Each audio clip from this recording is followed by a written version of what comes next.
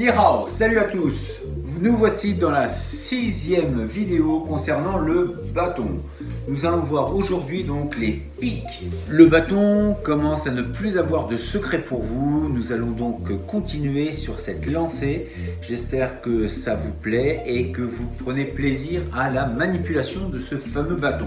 On y va pour les pics. Nous resterons sur la prise du bâton, donc toujours avec les paumes vers le sol.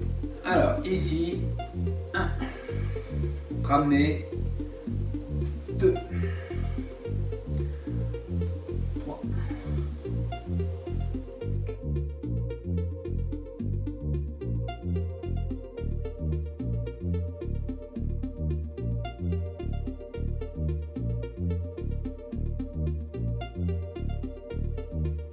donc on va travailler donc cette pique avec l'horizontale, venir d'un côté et de l'autre et piquer. Horizontale et piquer. Donc les mains ne changent pas, on vient simplement piquer d'un côté et piquer de l'autre. Donc dans la forme courte. Deuxième forme, on va venir ici arrondir. 1, arrondir, piquer. Piquer. Lever ici, piquer. Lever, piquer. On retrouve la forme de blocage. On continue à baisser et on vient piquer. Donc dans la forme de blocage, je vous invite à regarder la vidéo précédente où on avait fait ce travail, comme un blocage ici, et là on va venir piquer. Passer le bâton et piquer. Ici, piquer.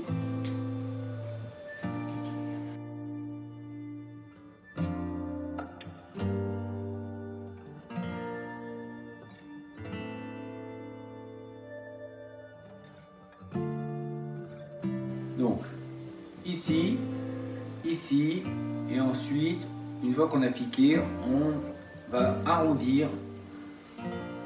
1, 2, 3, 4, 5.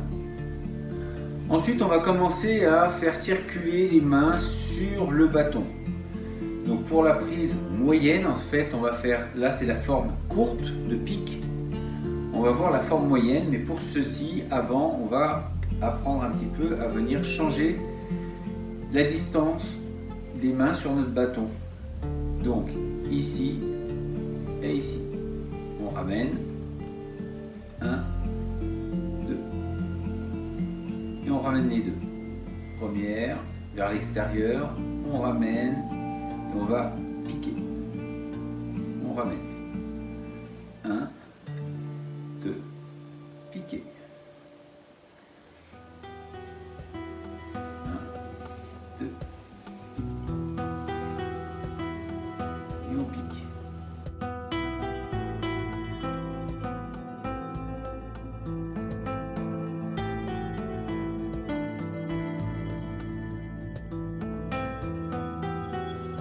Donc ce mouvement-là nous permet d'aller piquer plus loin, d'aller changer la distance et d'aller chercher la personne à aller piquer. Donc ça va nous permettre de gagner de la distance.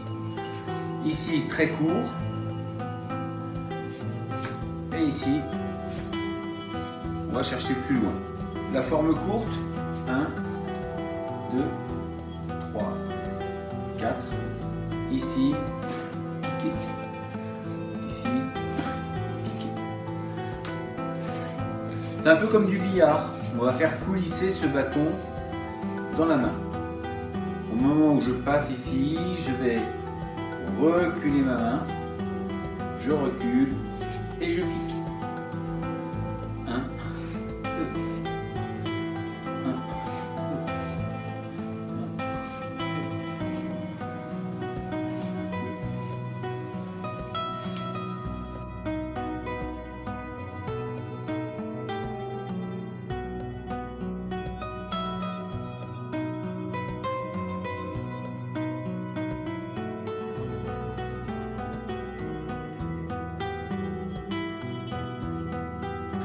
Donc c'est la deuxième forme, forme moyenne.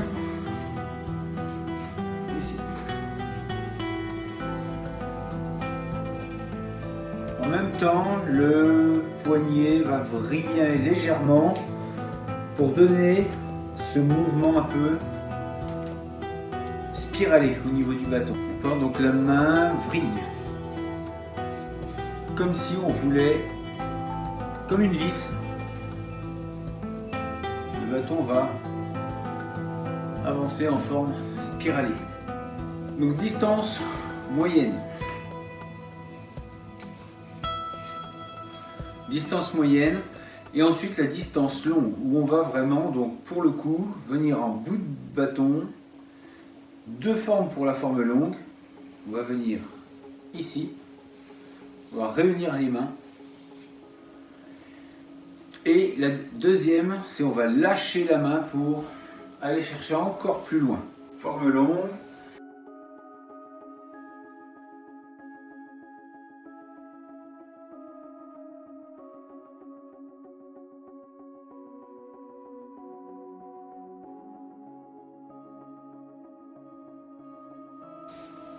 Deuxième forme pour la forme longue, lâcher.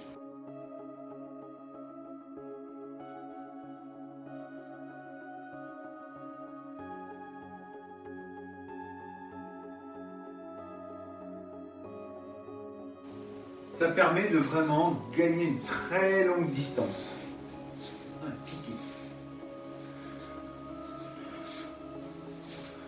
Ou ici, double main.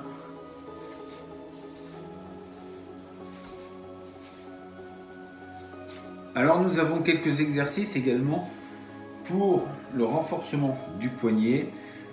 Là ça va, le bâton, celui-ci n'est pas très lourd. On a différents types de bâtons. Celui-ci c'est la forme moyenne. Donc ça c'est important aussi à voir. On a les formes moyennes, on a les formes hautes, on a les formes vraiment plus hautes. Généralement on va dire à quelque chose près que le bâton moyen est à peu près, voilà, au niveau plexus, le plexus est là. À quelque chose près, on va dire que le bâton moyen se situe à peu près ici, plexus un petit peu plus bas, un petit peu plus haut. Voilà. Ensuite, on a les formes hautes qui vont être à peu près le bâton qui va se tenir dans le visage. Généralement, c'est pratiquement un avant-bras de plus. Et puis, on a toutes les formes longues et au-delà. Donc, souvent, ce sont les lances qui vont dépasser les hallebardes, les choses qui sont beaucoup plus grandes que nous. Et donc c'est les perches également, la perche de Wing Chun par exemple, c'est des perches qui sont quand même assez grandes. Tout dépend des fois des régions, on va retrouver des bâtons plus ou moins grands et puis après on va voir les bâtons courts, souvent utilisés en double, et puis des armes plus petites comme les couteaux ou les choses comme ça. Donc différentes notions à maîtriser. Là on est sur un bâton moyen et généralement ils ne sont pas trop lourds. Donc pour renforcer ce poignet, on va voir différents exercices, donc de tenir en bout justement sur cette fameuse lancée du bâton, cette pique. On va avoir des formes où on va garder le bâton, donc là je vais le garder face à l'écran et c'est le bras qui monte, juste le poignet qui va monter et descendre. Donc vous voyez le bâton lui va rester plutôt toujours au même centre, quelque chose près, et on va monter et descendre le bras. Donc ici c'est le bras qui monte et un travail sur le poignet. Mais le but là c'est que la pique reste à quelque chose près dans un cercle, il ne bouge pas. Là il est toujours dans le cadre et j'essaye de ne pas le faire sortir.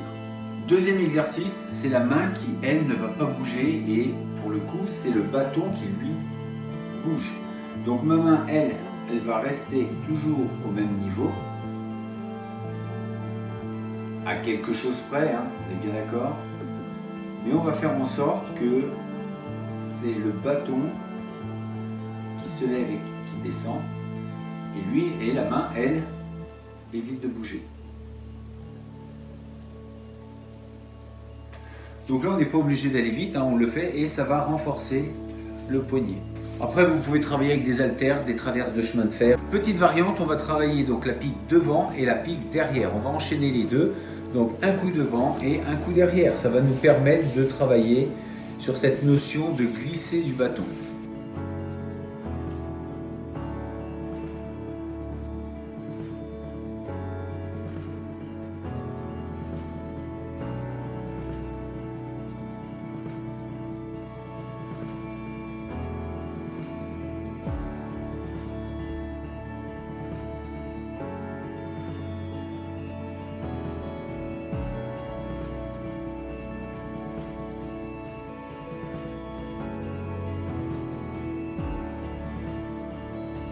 Donc ce sera tout pour cette vidéo. Là on commence à être pas trop mal au niveau des manipulations. On a vu la frappe du haut, la frappe en bas, la frappe en diagonale, les formes de pique, des blocages.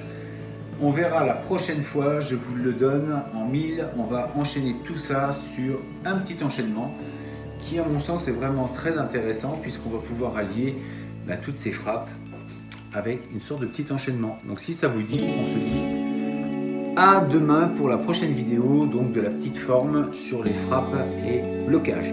D'ici là, restez forts, restez beaux et surtout restez bienveillants. Ça tient.